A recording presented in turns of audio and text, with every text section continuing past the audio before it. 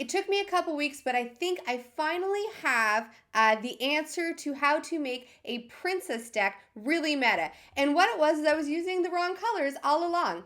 Hello there, Lorcana lovelies. Today I am testing out two of the decks that came in first place this weekend. So we had two CCQs this weekend, one in Wakefield, UK, another one in Stuttgart, Germany. And instead of playing the first and second list against each other, we will be playing both first lists. And one of them is a princess list. So let's go right into the list and take a look at what we're playing today. So we're going to start with the princess list because that's where I like to start. And look, we have a lot of princesses. We have Mulans as princesses. We have Cindy's as princesses. We have Kita's as princesses. And I always forget to count her, but I'm pretty sure Namari is a princess too. So that is a solid princess list that we have here for our Sapphire Steel winner of Stuttgart, which was of Wakefield, not Stuttgart. So David Fairweather won this in the UK. So let's talk about the list here. So it was a great list, very consistent, phenomenal kind of ramp package here as far as the typical Tippos and Sail the Azurite Seas go, and even the one jump. It's the exact same for Blurple. The ramp package at this point in time is pretty figured out, but by far Cinderella is like the most consistent and amazing ramp here. When you play her, she ramps you a card, and then she draws a card to make up for the card that you're ramping, and every time you play a princess, she does the same. So mid to late game, you have cards you don't want in your hand. You play a Mulan, you can get rid of them. Then you can ink something because of the Cinderella and draw another card. Kita is also great here because Kita ramps you cards just as her like base ability. But then also you played a princess, so when she comes in right away, you get the extra card as far as ramping goes because of Cinderella. It is a great list, and it is very consistent there as far as like that goes. At some points in time, it almost looked like Josh's ink pile was going to be bigger than his deck, so it's you can get a lot of ink. What can you do with the ink? Well, we do have another Princess Namari, which is a pretty solid card. She loots you a card when she comes into play, and at the beginning of each of your turns, so you draw and you discard, so it's a good way to be able to get rid of the cards you don't want in your hand. But even better, she punches harder for each card in your discard pile, so she just each turn makes herself punch for one more. Goliath was a phenomenal card. He really did punish opponents that want to keep cards in their hand, like Blurple. The amount of times that Josh would play a Goliath, and I would think if I can't get rid of it by the end of the turn, I have to discard almost my whole hand. So what can I play out, even if it's not an ideal turn to play it out, because it's better to play it or to ink it than to just simply discard it. So it definitely was a difficult card for the Blurple match to have to figure out. Tinkerbell is a great card as well, a nice solid card because she does the spread damage, so to get around things with ward, but she also is a very kind of like strong hitter. I really like Arthur. Arthur has been a card that I've loved the artwork for the Enchanted since the beginning, so the one of Splash is nice, and he does have a nice little effect there about making things bigger with Challenger. Being able to hit readied characters is always really good. We have some pretty also standard stuff here as far as like Hercules goes, and like I'd said, the ramp package is pretty figured out here with kind of Tippos, one jumps, and sails. Some good removal as far as he hurled his Thunderbolt. But the last card I really want to talk about is Vincenzo because he felt great. He came in pretty early with the amount of ramp that this deck has. And he does 3 damage to something right away, so he can just get rid of a Dumbo. That felt great. At least it would have felt great if I was playing it. It felt awful because Josh was able to consistently take out my Dumbos. So that was this deck. It is a nice, good, solid, really powerful feeling deck. Let's go into what we're playing against this week. All right, so this is the winner for Stuttgart. We have a Blueple List by Devin B. So this was the first place winner here. It is a nice and standard looking Blueple List. Blurple, I think, has pretty much figured itself out at this point in time. We have our one drops that can all punch a little bit harder or make something punch a little bit harder. A very solid and very consistent ramp package, which was the same as in the Sapphire Steel list. We have Tippo's A1 jump and the Sail the Azurite Seas there. And then we have kind of our evasive line and our card draw line, which again is like a very consistent and very figured out package here. We have Dumbo for a lot of the card draw, especially paired with the evasives. We have Genie, we have Elsa, and then we do have Ursula as well. So as long as she's boosted, she gets a bonus to lore and she's evasive. The thing that I was a little bit shocked about here is that there was Belle instead of Cheshire Cat. Cheshire Cat feels amazing. It feels absolutely wonderful to have Cheshire Cat there. And Belle, I thought, would be one that would be retired because Cheshire Cat just felt like a step up. However, Belle's a beautiful enchanted. I really prefer the enchanted Belle to the Cheshire Cat. So I'm glad to see her back in because I really like her as a card. We have Demona as well, and Demona is an amazing, amazing card. The fact that she comes in and she exerts all of your opponent's characters, so you can pick your challenges, is great. It also means that your opponent can't really hold back their characters and keep them safe. Because you could play your Demona and all of a sudden exert them all. And she also should hopefully draw you some cards when she comes in too. And it'd be nice if she doesn't draw your opponent cards, but if they see Demona coming, they would be smart to empty their hand to be able to draw those cards there too. We also have Hades and the Into the Unknown, which again are like great removal packages on their own. We've got 2 second stars to the right, and I really like that card. However, I got stuck with Demona in my hand and 2 second stars a couple times, and those cards just don't really go together there. So they don't pair well. I should have inked Demona. But the second star is a great card if you can play it better, if you can sing it, to be able to really kind of draw a lot of cards and keep those cards in your hand. So those are our 2 first place lists, one from the UK and one from Germany, and we're going to go play them against each other and see how it goes. All right, going into game 1 here. So these are lists that, at the very least for me, I've played before. Josh was really excited about the Sapphire Steel list. So going in and starting here, Josh is going to ink and pass, and I am going to ink and play a Rafiki.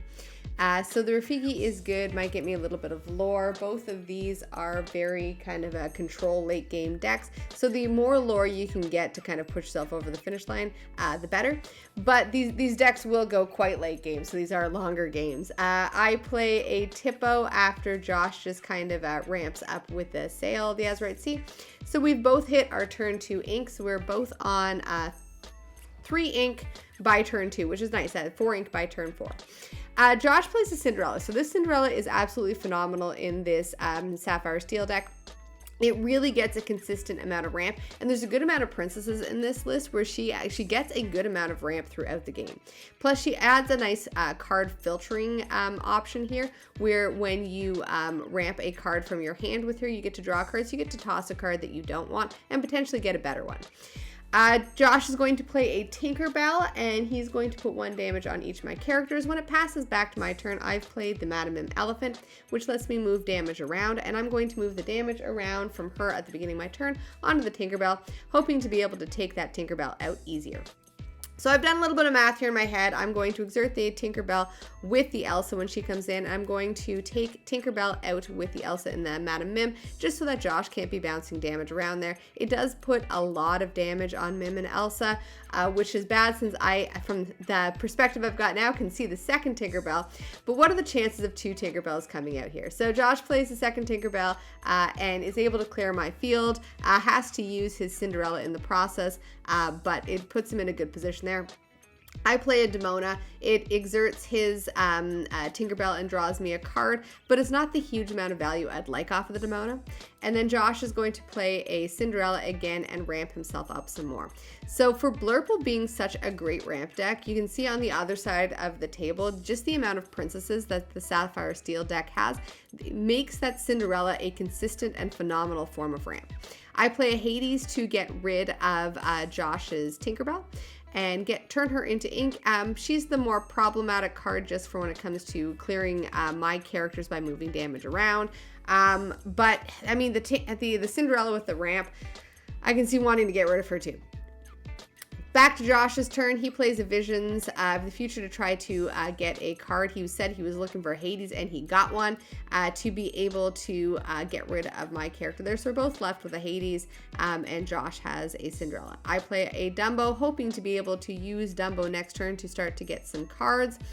But Josh plays a Vincenzo, which is going to put 3 damage when he comes into play onto my Dumbo, which just gets rid of my Dumbo before I even get use out of him, which totally hurts. But it is what it is. I'm going to play a Rafiki. At this point in time, I'm struggling to keep characters on the board.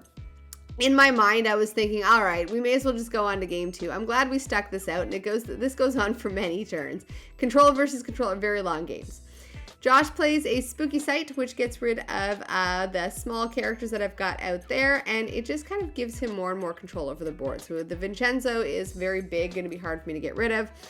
And it forces me to hard cast second star, so to pay for it with ink as opposed to with characters, which is what I'd like to do, which means I have no ink left afterwards to be able to play anything with, but I can sing it into the unknown to get rid of that Vincenzo, which is going to be difficult to get rid of any other way. Back to Josh's turn there. He's starting to run low on cards. So Blurple can draw a good amount of cards, which is great. But the Sapphire Steel deck can go through a lot of cards and have a good amount of card selection. He is able to clear my field with that, again, with the steel removal package, and being able to use some of his characters to the best advantage that he can. And insult to injury, he's not even using the ink he's ramped up here with. I play in Elsa. I'm going to use her to her rush ability to swing into Hades. And then I'm going to play a Bell with all of the ink that I've got here to move damage from my Elsa onto the Hades and get rid of it. Josh plays a Mulan, which lets him draw and discard a card, looking for a better card than what was in his hand there. And then he plays a Visions to cycle through more cards, looking for something to be able to do with all of that ink. He plays a Goliath. Now, Goliath is a pretty cool card. At the end of each player's turn, if they have more than 2 cards, they discard cards until they have 2. And if they have less than 2, they draw cards. So Josh wants to have himself empty-handed so that he can draw cards, and he was able to do that.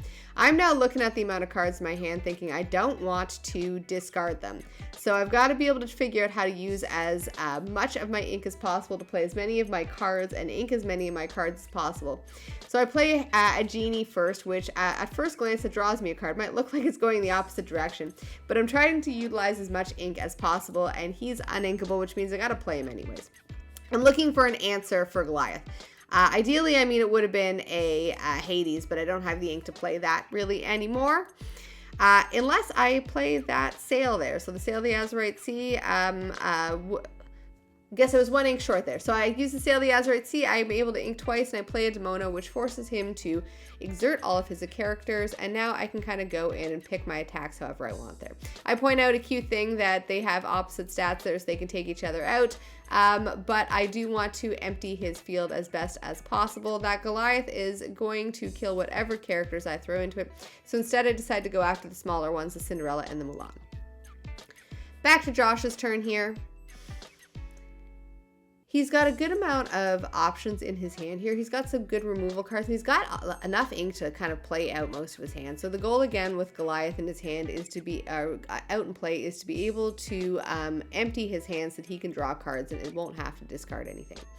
He plays a Sail of the Azurite Sea, so he can ink twice his turn if he wants to, and then he's going to start to use that steel removal to get rid of my characters. So he hurled his Thunderbolt nice and cleanly, answers Genie. And he plays another Sail to be able to ink again and draw more cards. So he wasn't able to draw off the Goliath there, but he did get down his hand enough that he didn't have to discard. I play a Hades to get rid of the Goliath, so I don't have to worry about discarding things anymore. Josh's field is empty, and now I can start to quest up there and hopefully start to gain some ground. Back to Josh's turn here, counting his ink. He plays a Hades. He's going to really think about this. So I've got card draw answers and a whole bunch of problems there. He's going to get rid of my Dumbo, so my card draw options here. And then he is going to play a Beyond the Horizon, which is actually cute. It forces both of us to draw 3 cards, which means my Demona does not ready at the beginning of my turn. I had purposefully played as many cards to be able to get her to ready. But it is what it is. I'm going to play out as much of my hand as possible, playing a Genie and a Dumbo, and then I'm going to use Dumbo's ability to gain cards and lore off of paying 1 for the Elsa, play a backup Dumbo, and then I quest out here, going up to 14. Very commanding presence on my boards here. You can see how in this one game it's gone back and forth where it feels like we've both been in control over the game at various points in time, and the control versus the control is always who can gain control over the board first. Josh plays a Hades, and he hurled a Thunderbolt to get rid of as many of my characters as possible. He's bought himself a turn. I can only go up to 19 here, but any characters that I can keep out will win me the game. And I'm going to play a second star to the right. I am going to pay for it with ink because I want to use my characters to quest this turn. And then I'm going to play a bell, moving damage around to get rid of one of the Hades, and then quest to 19. At that point in time, we pretty much call the game, but Josh wants to prove that he can at least take out the Dumbo, plays the Ink Runner to give his Hades alert, and takes out my Dumbo there. And a Mulan to loot through his hand, and a Goliath again. But when we go back to my turn, I'm already at 19, so I win the game, and we're going to go on to game 2. Starting off game 2, Josh gets to go first, and he's going to start with a develop your brain to cycle through some cards and be able to kind of choose which one he wants to add to his hand. My turn, I'm going to ink and play a Basil, so that will give me a little bit more punching power, or just get me hopefully a little bit of lore from if Josh doesn't play anything, but Josh does. Josh plays a Tippo there, which lets him hit his turn 2 ramp and also gives something to contest my Basil. I play a 1 jump, which gives me my turn 2 ramp, and I decide not to quest because, again, that Tippo can take out my Basil. Josh plays a Cinderella, so he consistently gets her on turn 4, which is great. And he is going to use her to be able to get some good ramp. Now, what he was doing there is he was showing that we had a proxy card, and he was pulling out the actual card so we could read it because it's a card we haven't played a lot of yet. I quest with the Tippo and play a Mim to bounce it, and then going back to Josh's turn, he plays a second Cinderella, which will mean he'll be able to ramp twice, once with each Cinderella at the end of his turn, which will let him filter through more cards and be able to select the cards he wants in his hand versus the cards that he'd prefer to give up as ink. Back to me, I play an Elsa. Those Cinderellas have got to go, so I use her to exert a Cinderella and then swing in with the Madam Mim. Josh is going to, in a very cheeky way, get rid of my Madam Mim by challenging with a Tippo and then using Cinderella to sing He Hurled His Thunderbolt to get rid of my Mim that would have let me start to clean up some damage around. He is going to finish the turn by playing a Goliath there, which will let him draw some cards, and then he'll get to ramp with the Cinderella because he played a Mulan, who's a princess. Very, very good full turns you can see with these control decks. I play a Dumbo on my turn, and then since I've got the 5th ink there, I can use it to quest with Elsa there, but instead I'm going to use the Into the Unknown to get rid of Josh's Cinderella, get rid of some of the ramp that is there. I like that. I think it's flavorful when Elsa sings her own song. Josh plays Namari, which gets, she gets more punching power for each card in the discard pile. So that is a good amount of cards that are there. And the cool thing is that you draw a discard at the beginning of your turn whenever she is there and when she comes into play, which means that every turn she just gets herself bigger and bigger with the drawing and discarding. Back to my turn here, I'm going to play a Hades to get rid of that problematic Diablo. And I'm going to, that's kind of really all I can do there with that. So back to Josh's turn. Very slow kind of turns here. Josh plays a Vincenzo to get rid of my Dumbo. So this very much is just a back and forth. You get rid of one character on one side, play another character to try to build up your board states. That Ink Runner will give his characters alert, or one character alert, which will mean that my evasive characters are no longer as safe as I want them to be. And I kind of forget about that throughout this game. That Ink Runner is definitely something to note if you're playing against somebody who's playing Sapphire. It is a problem. I am at the position now where I think I have 2 second stars in my hand. I don't have enough ink to play them, and I don't have enough characters to sing them. So Josh gets to draw 2 more characters with Goliath. And I just kind of ink and pass here. Again, I've got those 2 second stars. I flash there to Josh there, and nothing else really to do for me. Josh can just continuously build up his board here. So he's already played a Tinkerbell. He's got the Goliath out, the Vincenzo from before. He's got a good amount of large characters and big questing characters. Plays a second Namari, so they're a really big punching power there. And he plays the Headless Horseman. So when the Headless Horseman comes to play, each player draws 3 cards, then discards 3 cards at random, and I believe you do 2 damage for each action discarded this way. So that is 4 damage to my Hades from that. He's still alive, and I am stuck with another second star in my hand. We call the game there. There's not really much I can do. Josh at 17 is going to go up to a whole lot, so we're going to go to game 3.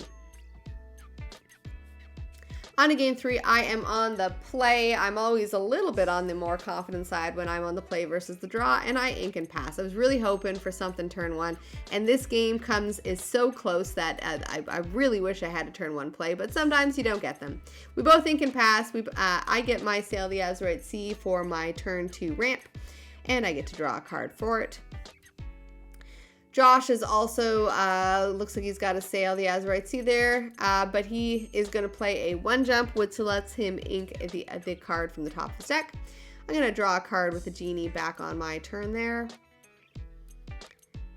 And Josh, surprise, surprise, has the turn 3 Cindy, or the 4 ink Cindy. So that will let him ramp ahead 1 more card there and draw a card when he does so.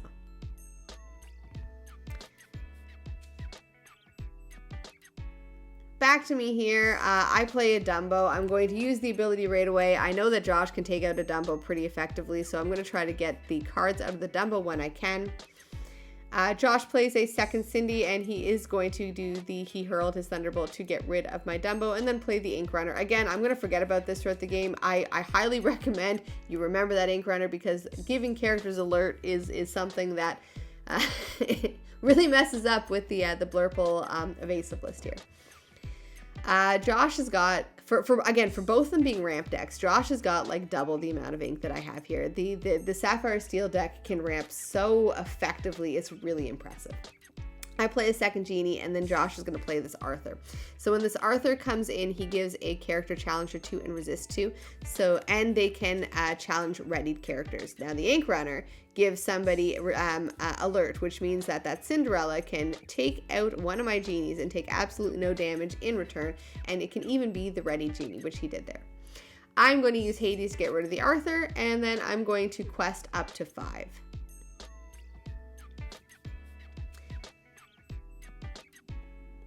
Back to Josh here. He's going to play a Namari. He gets to draw and discard a card. He's going to discard the Ink Champion, it looks like there. Maybe not. Yes, maybe. He's going to discard the Ink Champion, and he's going to play a Kita.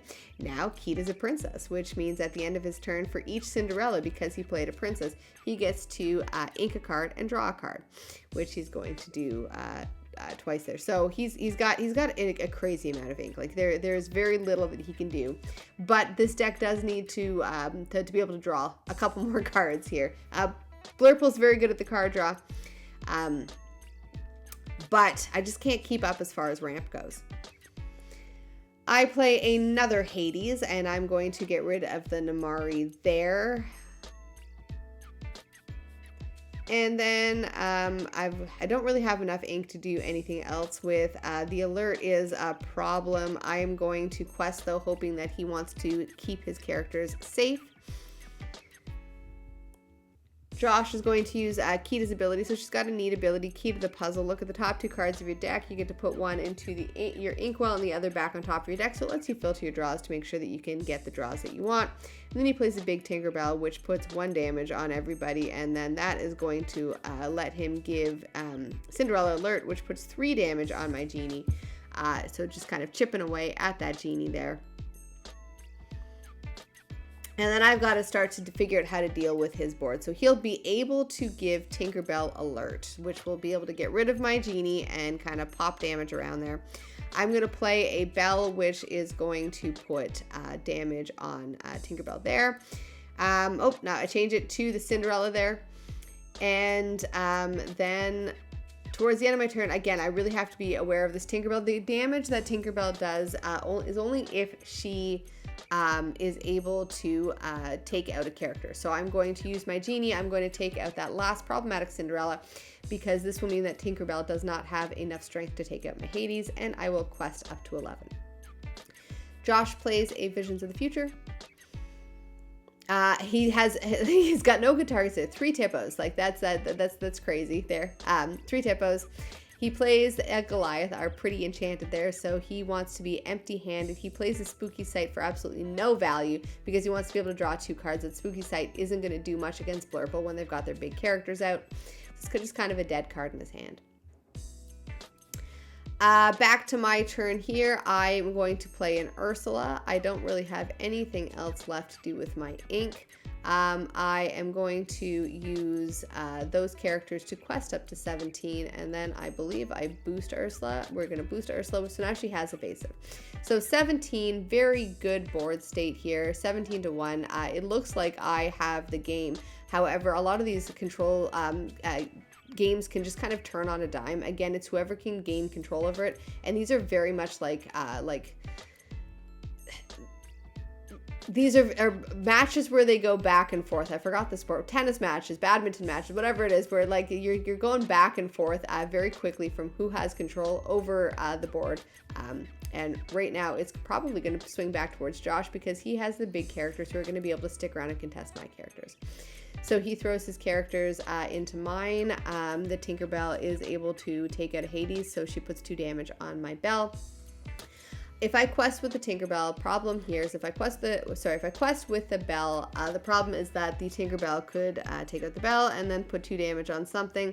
I'm going to try to clear out his field. Now, looking back on this, perhaps I should have tried to keep my Elsa a little bit safer because we are at 1 lore, could have turned the game here. But Josh is gaining control. I just need to keep a character on board. But both my characters are sideways, and he has the Ink Runner, which can gain alerts to take out one of my characters. Going through his deck as effectively as possible, he puts 3 damage on my Belle with the Vincenzo. He takes out my Elsa by giving one of his characters alert. Back to my turn. I just need to keep 1 character on. I have to do a 2nd star and pay for it to try to get a character. I only have 1 ink left, so I play a Basil. I have no 2 ink characters to have something a little bit bigger. So if Josh is able to get a Tinkerbell, which he top decks, he's going to take out my Basil with a Tinkerbell, which leaves me empty boarded, and he will be able to quest up far enough that he will have the win.